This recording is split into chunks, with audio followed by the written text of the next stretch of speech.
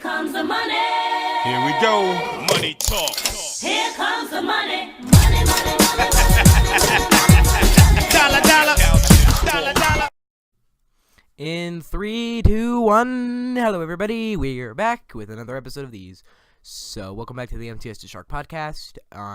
So this week, there's a weird reason why I'm actually recording one of these this week.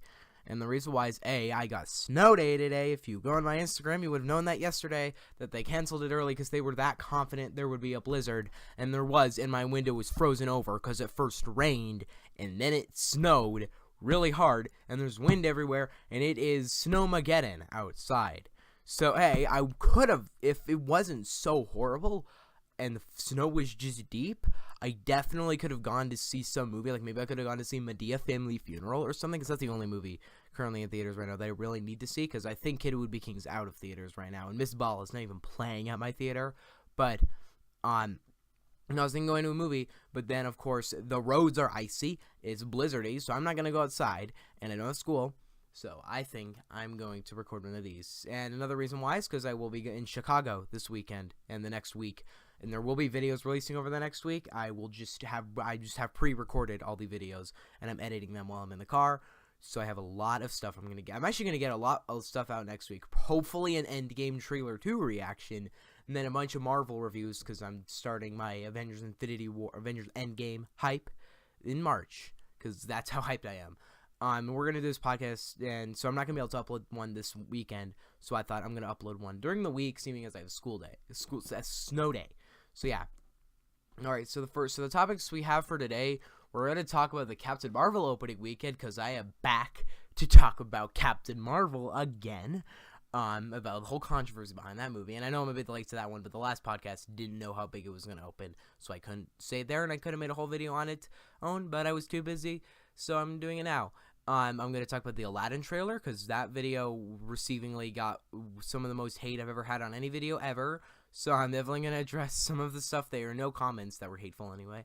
And then we're going to talk about a movie this time is Jack Reacher, Never Go Back. I can't wait to talk about that movie. Okay, so we're first going to start out with, I'm going to move closer to the mic because last time that was a bad idea. I'm going to go right here. Okay, so the first thing we're going to talk about is Captain Marvel's opening weekend. So if you magically follow DJ Wolf on Instagram, he posted a screenshot of when Captain Marvel's want to see score was like 28% horrible. I commented, me on March, February 28th or something, me on whatever date that was, oh no, Captain Marvel's going to open up with 50 million plus. And then me on March 10th, oh wow, Captain Marvel opened up with $150 million. And by mind-blowingly correct, it was almost exactly 150 million, 153 exactly, because I'm that good at predicting opening weekends. I knew from the start this movie was going to be huge. I knew that the controversy couldn't break it at all. The movie's original predictions were 140 to 180, and I was like, makes sense. The movie's getting a lot of hype, and then people started hating on it, and people were saying this movie's going to lose $100 million, oh my god, it's going to bomb, and I was just one guy in the back just laughing at everybody like, you guys are idiots. You guys are so dumb, and I turned out on top this time, and I've seen some podcasts or whatever reviews where people are like, oh, well, that Rotten Tomatoes had to take down, they had to, like, break their own website, or YouTube had to break their own website to save it. But what I'm going to say is that the Rotten Tomato audience score change, it helped Captain Marvel, definitely, by making the controversy even bigger. I think this movie opened up with as big as it did because of people hating on it, because of the controversy, and that is so funny, because people don't realize it at this point, that the more attention you put to a movie, how big is that movie going to get bigger? I actually think Billionaire Boys Club, I haven't researched it, but I think that movie most likely didn't do horrible because the movie opened up with $400, and it most likely later gained a lot of attraction because it became a big article that it opened up with $400. So, like I'm saying, controversy around a movie or attention towards a movie, you're giving it attention, you're giving it money, and I think it's hilarious because I turned out on top, correct. Sometimes I'm not, like with Solo, not correct. That was going to open up with like 170 million, opened up with 80 million. I was completely wrong there, and even though that movie didn't deserve to succeed, I'm still a bit upset that it didn't do well, but that had bad opening because of Last Jedi and how much hate that movie received. So there's a lot more hate behind Solo than there was behind Captain Marvel. Feminist propaganda. Okay, so another thing that I realized is that, like I said earlier, Rotten Tomatoes taking down their website or taking down the wanna see score helped Captain Marvel. Not because of the audience score, because no one goes to Rotten Tomatoes, sees the wanna see score, sees the 28%, and they think, I'm not gonna go see that movie because it got such a bad wanna see score. No one does that. If I were to go in Rotten Tomatoes and I were to read that, I'd think, oh, okay, people hate it now. Like it's so obvious. Rotten Tomatoes took it down not because we're going to save Captain Marvel. No, they took it down because it was completely unfair and stupid and too easily manipulated. I think they probably wanted to take down that audience score for a while. For Solo, now this movie, they broke it. It's gone. I'm so thankful. And I don't think that... I think that just helped. It just helped Marvel. It helped the movie become more successful, and I don't care. And I'm happy it was, because I still think the movie's quite mediocre, but I want Marvel to succeed. I want to see more movies. I don't care. I succeeded, and I'm happy. What else did this movie do that was incredible? Oh, yeah. So the opening weekend, pretty big, pretty successful. And another thing was that one point I had to the audience scores, yes, taking it down helped it because it gave it more attention, but then what else? Did it affect anything else? No. It wouldn't make it go up. Unless it wasn't going to draw attention. Other than that factor, it didn't make it go up. It didn't make it go down. Because if you were to take it down to save the movie, all those people who hated on it still hate it. It's not like once that audience score is gone, people don't hate it anymore, and now they're going to go see it. No, they're still they still hate it. Probably they even hate it more now. And you might have hurt your box office, but you gave it more attention. So it's definitely bigger. The reason why YouTube and all those people changed their algorithm was not to save Marvel. It was to make it feel more fair, to make this influence stop. Was some adults, like, I'm a kid, I'm a middle schooler, and I know this, and some adults know. It makes me feel happier because I'm like, you people are dumb, and I feel smarter now that I realize that people are just so dumb sometimes. The internet's full of a lot of dumb people. And is the movie feminist propaganda? No, not actually really. It's not forcing it in your face, which I quite dog about the movie. Yeah, I am not. I think this whole thing or whatever is not that smart, to be honest, and I do not care about how much hate this movie got, and it's gonna make $1 billion, and half of us are gonna be singing Kumbaya, and the other half are gonna be like, oh great, more feminist propaganda. Except for y'all loved Wonder Woman, so you asked for this, people. You idiot, you asked for it.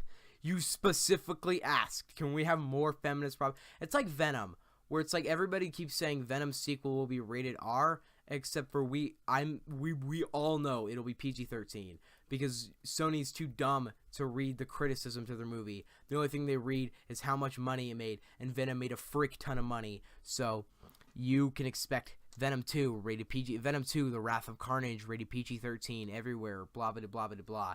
And there will be a scene in it where Carnage is gonna rip someone's head off, and the camera's gonna cut away because Sony is exactly what they literally make. Sony is exactly what they literally make Venom joke about in their own movie at an elevator.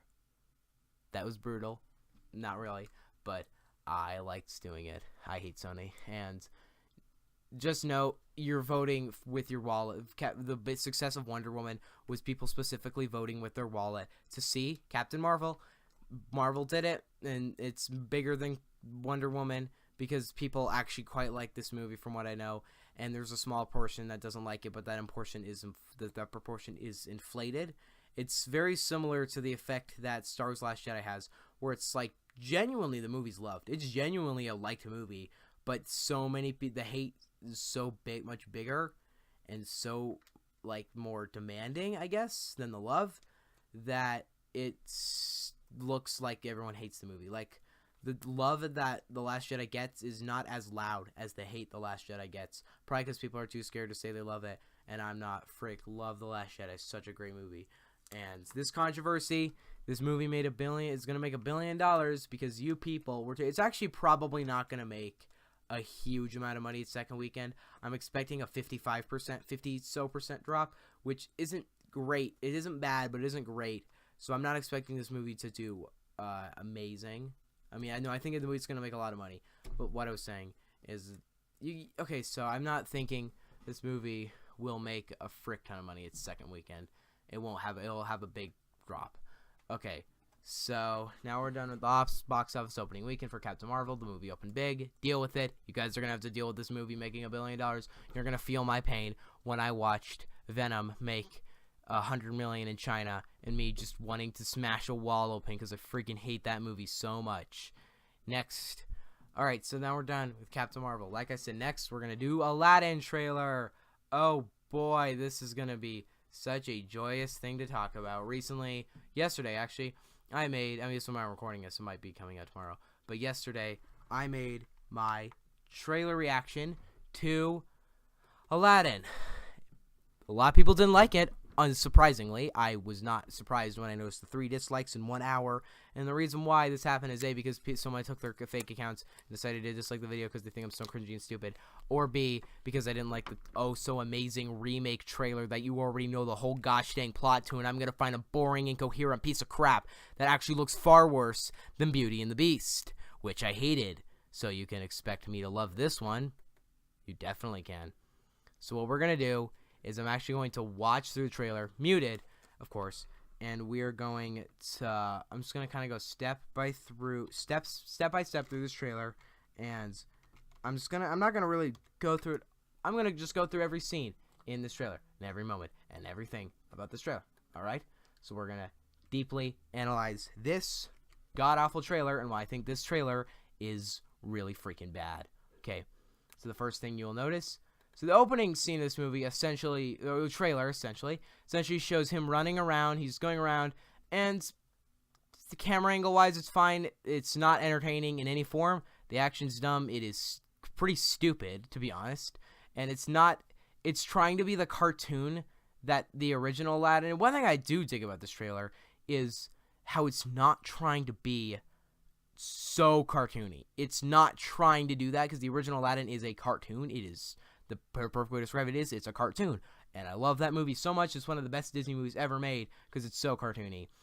And this trailer, this movie realizes, this is probably going to realize that and not try and be too cartoony and be its own style of cartoony, which is totally what I needed. That makes me so much happier. But that doesn't mean this trailer is crap and why I think this movie's going to suck. Also, one thing I just don't like the casting of the character Aladdin. It doesn't look right. He's not showing enough personality for me. He doesn't look like a good actor. He looks purely like a bad performance. Yeah, so from this opening scene, it's fine. It looks nice, but it is particularly unimpressive, and I probably won't be all that entertaining.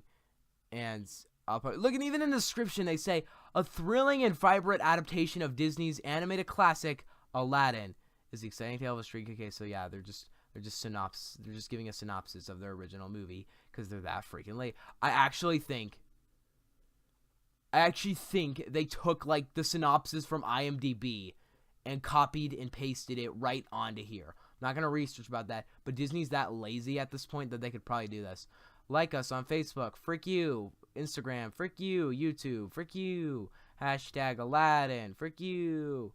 I don't care. And I think your movie's gonna suck. So bad. Oh yeah, and they also have to say that the music's written by Academy Award winning people. Of course, you wrote the music a year ago. So yeah, who cares at this point? Let's see. Let's continue going through this trailer. This opening seems particularly unimpressive, and it doesn't look like the Aladdin I want. Alright. So, let's see. What do we got next? We hear Jafar's voiceover. Jafar. I already talked about him in the trailer reaction, but I'm going to elaborate him on a bit more. Jafar is a terrible casting. Who casted him? He's so bad. He's so monotone, just like, bring me the lamp. Your life begins now, Aladdin. It's so bad casting. I can't, it's so bad. What else? What other horrible things about him? He looks young. Okay, so maybe his actor isn't young, but he looks pretty young. And it doesn't, like I watched this in Jeremy John's review. He essentially, something that's so creepy about Jafar is that he likes Jasmine. Jasmine's like 18, and Jafar is like 40 or so like 30s or something, and he's creepy. He's a creepy, menacing person. He's one of my favorite Disney villains. Here, he looks like a boring, lame, young person who likes a girl. It's not creepy. It's not cool. I'm not going to like his character. He also is so lame and boring. It's not going to look good. I do like the monkey, though. The monkey works. That is a good monkey. I like the monkey. And visually, some of the set design looks really good. Oh, okay. Okay, I need really to talk about this. So the scene in it, I'll get to it later. But the green screen essentially looks bad. Like, really freaking bad. The cave looks really good, actually. A lot of the visuals in this movie look really good. It looks so fake, but if I have to compliment it at some levels, it looks pretty good. Blue Genie still looks terrible. Blue Genie, even though a lot of people are like, the Genie will work. I definitely like Will Smith a lot more as Genie, but I don't... Oh, also, this whole thing when the Genie's, like, commanding his wishes, like, I do only wishes 3. And this shows Aladdin's reaction. Aladdin just dropped open, like just staring at him, and I was like, oh my god, it's so bad. It's so bad acting, to be honest, and that looks bad. Yeah, You Never Had a Friend Like Me. I don't like Will Smith actually making the song, but they weirdly mastered the carpet. They mastered the cartooniness in the way I said. Like, I don't want the movie to be trying so bad cartoony and ends up being creepy. But no, the movie actually ends up being not that creepy. Like, it ends up being kind of cartoony in its own style, and I like that. Okay, so now the whole thing is on May 24th, and it shows the Genie and Aladdin talking. I actually think this is the worst, or it's horrible green screen. It looks so fake and bad. That's what I was talking about. The whole movie looks so fake. And the green screen is especially one of the things. If you're actually going to the trailer, look at Will Smith's wristbands on. They look like freaking plastic. His hair thing is wow. This design, when you really analyze it, is cheap. It's cheap. I could make this design without a freaking doubt. Jeez. What else about him? I don't hate Will Smith as a Genie. He has charisma. He's his own thing. I like him as the Genie, and I hope I will in the actual movie. What else was interesting about it? The green screen, horrible. Looks so bad. It looks like they are standing in a green room, and it looks bad. What else do we got here? Okay. Yeah, like I said, Aladdin's actor's bad. Oh, Fresh Prince of Bel-Air is in it, I guess. Okay. I've never watched it. I know it's a Will Smith thing, and I know the theme song is a very famous theme song, but okay, fun reference. Don't expect Disney to be so meta like that, but whatever.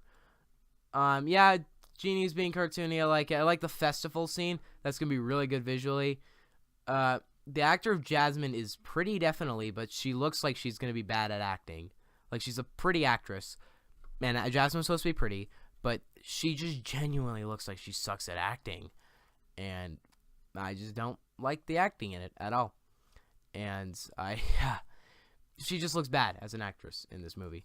What else do we got? The joke of him sliding across the floor I thought was kind of cringy. Like, chuckled a bit. What else was in it? Okay, the dialogue. I need to talk about this dialogue. But it's from the original Aladdin. Yeah, but the original Aladdin made it believable because it was cartoony. Like I said, the movie is its own style of cartoony. This new Aladdin, which I'm digging.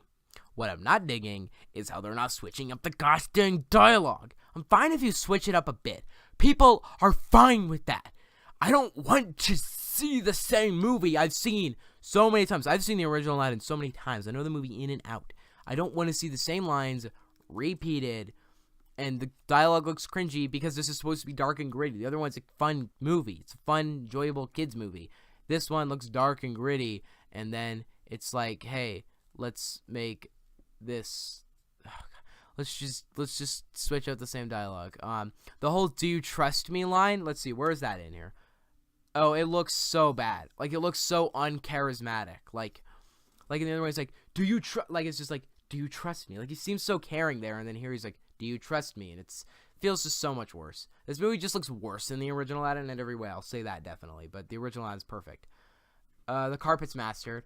Also, I think that the singing is good. They definitely improved off of Beauty and the Beast, and they definitely took the criticism of the Emma Watson singing because I hate the soundtrack of the movie. Any song that Emma Watson sings sucks. And the reason why is because she's not good at singing at all. She's a really bad singer. And so they had to auto-tune her voice. And here they do auto-tune the voice. No, I don't know if they're auto-tuning the voice, but if they are, great auto-tuning because it actually sounds good and it actually sounds like she can sing. So good casting there. And I think that the other guy will be good casting because he does sound like it. So for musical-wise, this will definitely be one of the better ones. And like I said, visuals here. The visuals look fake. The ice scene looks really fake and bad. Looks just fake and bad. Monkey looks good. Jafar looks bad. The tiger looks bad. That bird looked cool, though. The fireworks looked cool. And then we got Aladdin. No. Okay, so I complimented a lot about that trailer, more than I intended to, but you might be thinking, oh, he's just not admitting to himself. The trailer's great. No, I don't like this trailer, and mainly because I don't think the movie's going to be any good. Is it a well-made trailer? It is a very well-edited trailer. Uses the music from Aladdin pretty well. I am excited to see the movies. Not really. I'm excited. I liked that trailer right there. Why I'm not excited for the movie is it's just going to be so boring. Like, let me break down everything wrong with Beauty and the Beast. A, everything it added was stupid and cringy. B, the movie's boring. Like, such a boring movie. C, the acting was none of the acting was all that good. The visuals looked good in that movie. Some of the CGI was horrible. But other than that, yeah, that movie was just not my piece of taste. Just hated that movie. And most of my criticism I just said there, everyone agrees except for a couple of them. But the point is that I think the movie sucks, and I feel like people are too easily manipulated by this stupid stuff. And with Aladdin, looks like the same thing, just works. It looks worse. It just looks like it's going to be more cringy, more stupid. It could be better. I'm down for it being better. I'm expecting to give this one a 4 out of 10, and I think it's just going to be a boring remake of the original. I'm going to be like, oh, shoot, I've seen it. Because I'm going to definitely rewatch the original before I see this movie. And I'm going to review the original, probably give it a 10 out of 10. Same with Lion King. Oh, by the way, Dumbo and Lion King look a million times better than this. I'm actually slightly confident for Lion King because I like that director a lot. I am pretty confident for Dumbo. We're seeing that one in only a couple weeks, and I'm excited, sort of. This one, I'm like, oh god, the most dreadful movie of May, other than Ugly Dolls, looks like Aladdin. What else we got in May? May looks good, actually. John Wick? Come on. Godzilla. Pikachu. Rocket Man. That month looks really good. And then we got Ugly Dolls. And then we got this movie, which is a lot of people's most anticipated or whatnot. And it's one of my least anticipated. I'm just not looking forward to it. Not thinking I'm going to enjoy it. Thinking I'm going to think it's boring. I think it's going to be a boring, crappy remake of a great Disney movie. So yeah. Actually, is this video longer than last podcast? It probably will be because we still got one more thing to talk about. So Aladdin trailer. On Stardust, I gave it a 1 star. Still stand by that because I'm just so sick of it. And I'm so not excited for this movie. I'll still see it, though. Not seeing any more Illumination movies until they step up their game. I might talk about that later. Once an actual trailer for The Secret Life of Pets 2 drops, I will definitely make a podcast on here where I actually talk about the trailer. I'm actually going to talk, and I'm going to just murder Illumination with a knife. Now we're talking about Jack Reacher, Never Go Back. Today is a day of negativity because, let's see, what have we reviewed so far? We've reviewed Planes, horrible movie. We've reviewed Tron, really bad movie, and we're reviewing Jack Reacher. Horrible, boring movie. Oh, God. You guys might be thinking, wait, hold up. You used the song from the trailer in your Jaeger TV spots. And let me just say it flat out, I love the song New Blood. It's a great modern rock song. And the trailer to Jack Reacher Never Go Back is freaking awesome. That's a great trailer. Let me move this mic a bit. That is a great trailer. It is a hyping, great trailer. Now, I never watched the original Jack Reacher. Maybe that would affect my opinion of this movie. Maybe I'd like it more. But this is such... It's like this. Ready? Get the most by-the-books generic spy plot ever. Or action plot from 2010. So it won't be ridiculous and stupid. It would actually be a realistic style plot. Not James Bond. Actually realistic, believable plot. That things that could happen in real life. Now take that movie. Now, and purposely make it the quietest, boring, So the one thing that's actually weird about movies is that volume really matters in a movie. So when a movie's really quiet and it's really boring, I mean, Blade Runner is boring, and what the frick did I just say? Blade Runner 2049 is quiet, but it's engaging. This movie's not engaging and it's boring. But Venom is loud and chaotic and noisy, and it frustrates me. This movie is boring and quiet, and I don't like it at all. The soundtrack of the movie is one of the worst parts of it. It is this really slow song. It's just so slow and really, really boring. Like, it's never picking itself up to be fast-paced and good. No, it is. I mean, sometimes it does, but it's just such a boring. By the way, usually when I do these reviews, I'm not re-watching the movie. Most of these movies I've seen in recent time, like in the last year or so, but none of these I've seen like immediately. In fact, most of these movies I've only seen once because I dare watch them more than once. Some of these movies I refresh my brain up by watching reviews of them. Like, that's what I do with Tron. And Planes, I just, back when it was released, I liked it because I was a little kid then, and I enjoyed the movie. But now I'm older, and now I'm like, frick that movie, and also frick this movie. What else did Jack Reacher Never Go Back This Broken? Oh yeah, I don't even like any of the acting. All of the acting's bad. Tom Cruise is just so shallow and boring. He's not giving it his all at all. He's just like, oh, I'm here, and I'm playing a role, and I'm not good in my role, and he's boring, and he doesn't show any charisma at all. He's definitely didn't want to be in this movie, I don't think. There's so much broken about this movie. What else? The villain, one of the worst spy villains of the last couple years. I hate this villain in this movie. So, like I said, boring. It's the best way to describe this movie is hilariously boring. It's not like Truth or Dare. Not Truth or Dare. That one was kind of boring, but it's not like Slender Man boring, where the movie is just so boring, like it's annoying, boring, stupid. This movie is boring, sure, but it's far more eventful than those movies. The best thing about this movie is things happen. That's the best I can say. A couple things happen throughout the course of this movie. That's really it. And it's not like the movie's like so uneventful and slow. It's that it is not slow. I mean, it's not super fast. The beginning's the worst part of it, but it's not super fast.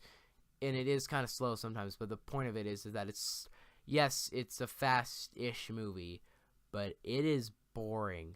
Like, it is boring. It is never once interesting. Not a second of this movie entertained me. Nothing. The final fight in this movie is stupidly bad. Nothing in this movie entertained me. I was hilariously bored the entire time. What else is so broken about Never Go Back? The title, it reviews itself, like, perfectly. Thank you so much for reviewing it's not even a memorable or interesting movie. It's just, oh, here's a boring spy sequel that no one asked for. That's the best way to describe it. Boring spy action sequel no one asked for. Apparently, I hear the original Jack Reacher is amazing or something. It's really good, or it's just okay, or it's just bad. And I'm like, I don't care. I'm never going to probably watch it because I hated this movie so much. I cannot watch another movie about the character Jack Reacher. What else was so bad about this movie? Oh, yeah, that one little girl in the movie. Freaking hated her. She was so annoying. I hated her character, and I wished she was dead. And I thought she was completely useless and boring. And like I said, like the rest of this movie, she's boring. Boring. That character, that little girl is so annoying. Like, she does nothing. She only worsens everything for the main characters. It's so bad. This is, without a doubt, one of the worst action sequels I possibly have ever seen. I don't like a second of it. It is boring, lazy, stupid movie. I like Tron Legacy more than this movie. I freaking said it. What else is so broken about the sequel that nobody gosh dang asked for? I think I've covered everything pretty much. I feel like I'm gonna forget something. We have Agent Hill in this movie. She was bad. Villain, like I said, really bad villain. God, wish there was more things to talk about. Oh yeah.